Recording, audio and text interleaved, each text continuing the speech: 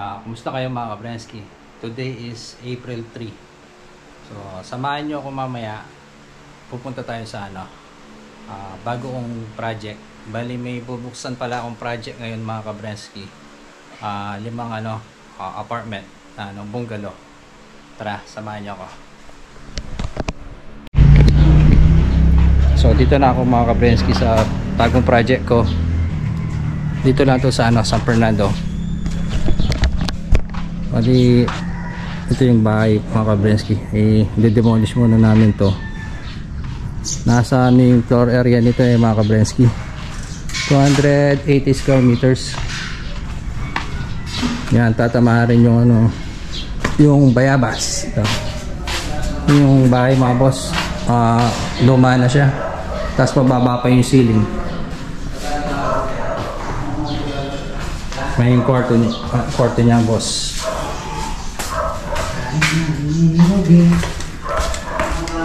Tatlong kwarto to Apat pala mga Kabrensky. Apat na kwarto.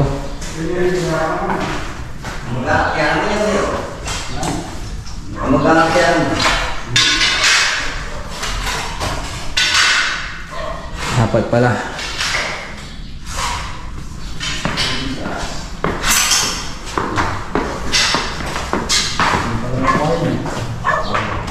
Bali ito, i-demolish namin to. Pero ito mga Kabrensky, titira namin, gagawin muna namin bodega sa mga semento gamit. At saka itong itong garahe. Dito muna kami gagawin barracks temporary para hindi mabasa at saka sa init. Yan, malaking lote, nasa 280 square meters. Baling kalahati lang nito yung magiging apartment mga Kabrensky. Kalahati kalahati na lote magiging parking area.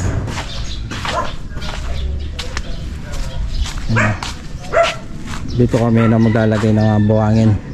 Ito mga puno, mapuputol yan mga Kabrensky.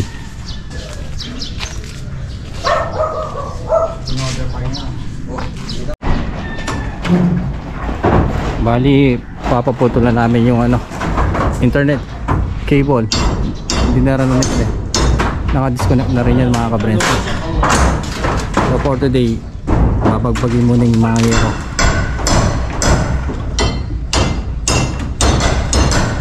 Tapos maglalagay kami ng kuryente. Paikot namin temporary papunta sa batas namin para may kami kuryente, para may magkakaroon kami ng Kabrensky. Yung palang plano ng owner dito mga Kabrensky, itong yung temporary yung gagawin ng bodega. Gagawin niya rin yung studio apartment. May mga Kabrensky, sayang kasi. Bali dito, hanggang dito lang yan yung kalahati nito mga Kabrensky. Gawa namin ng partition. Pero sa na yun, sa huli na yung mga Kabrensky. Tapos dito muna yung mga pintuan na gamit. Tapos mag-remain yung CR doon mga Kabrensky. Sayang kasi may lababo na siya. Pwede nga naman studio type apartment. Sayang mga Kabrensky. Bali ito, papalitan na ng pintuan to. Kukuha tayo dun sa sustain na pintuan doon, yung medyo sira na siguro.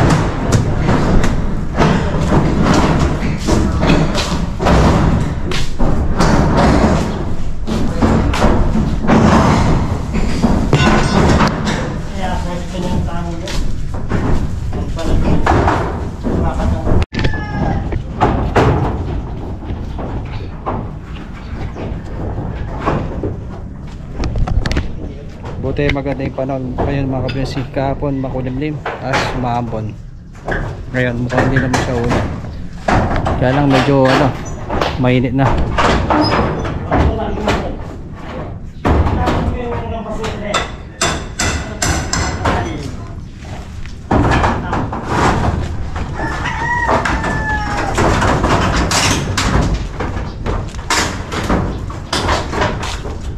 ayaw na makalat yung ano mga kabrensky, kanal. Papalinis natin to. Lalo dito sa kabila mga kabrensky.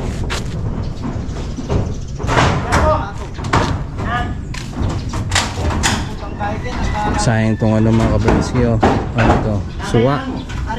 Tatamaan to, tsaka yung bayabas.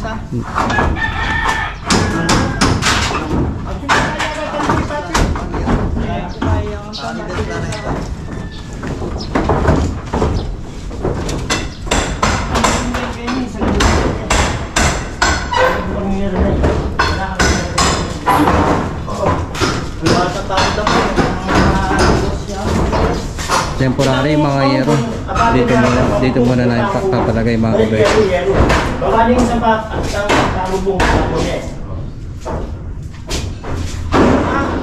Yung hanapin yan namin yung ano, linya ng tubig kung saan siya dumaan mga kabrensky.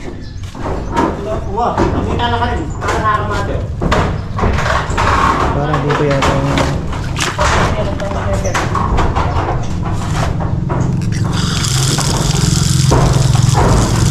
parang dito dumaan yung linya ng tubig. Dito nga sa labas. Sakto mga kabrensky, dito dumaan yung linya ng tubig.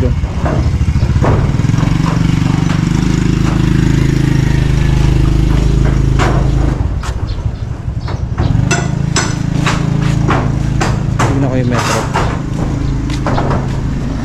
Sakto mga kabrensky, doon siya yung metro.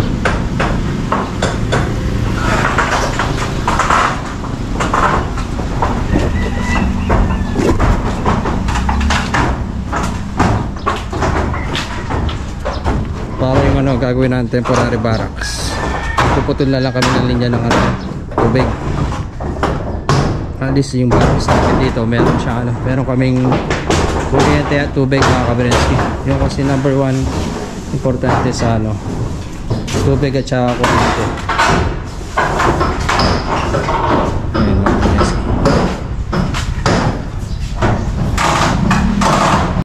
Nakakuha akong ano, bayabas mga kabrensky dun sa ano, may bunga, sayang po mga kabrensky. Hinig na siya.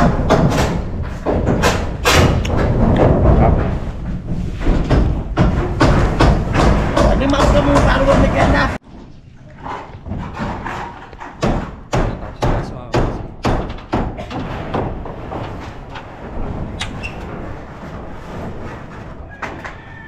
Makapal pa yung yero. Pero doon mga kabrensky, luma ng yero doon.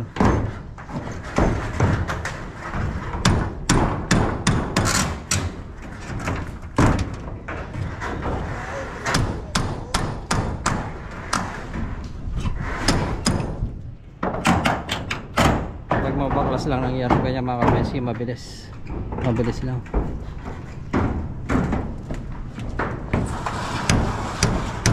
Ay, ito pala, luma na, hindi siya napinturahan. Dito lang yung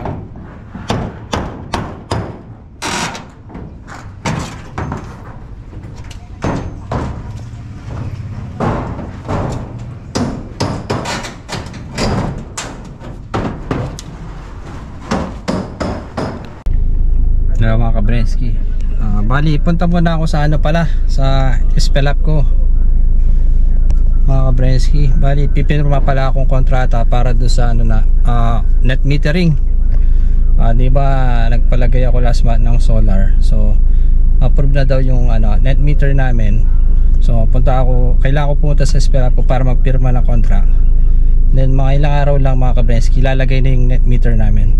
So importante yun para makapagbenta tayo ng ano sobrang kuryente na harvest ng solar namin. So good news para mga kabrensky, maganda yung naging output ng ano namin, solar. So update ko na lang kayo minsan para may idea kayo kung sulit talaga magpalagay ng solar mga kabrensky. So punta muna ako, samahan niyo mga kabrensky. Yan mga kabrensky, okay na, galing na ako sa spell up ko. Nakapag-sign na ako ng contract. Hanggang 1 week daw malalagay yung ano, yung net meter namin sa solar. So mga kabrensky, balik na ako ngayon sa site.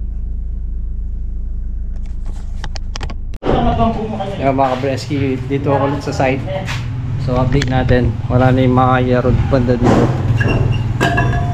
Tsaka mga ibang ceiling na ano na.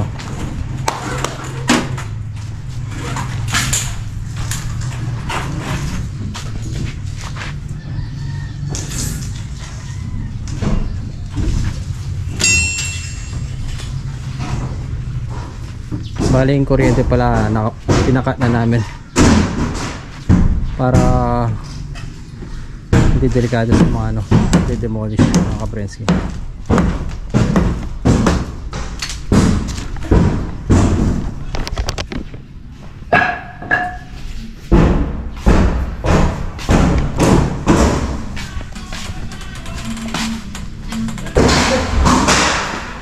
Ayun na, nagpanag na dito.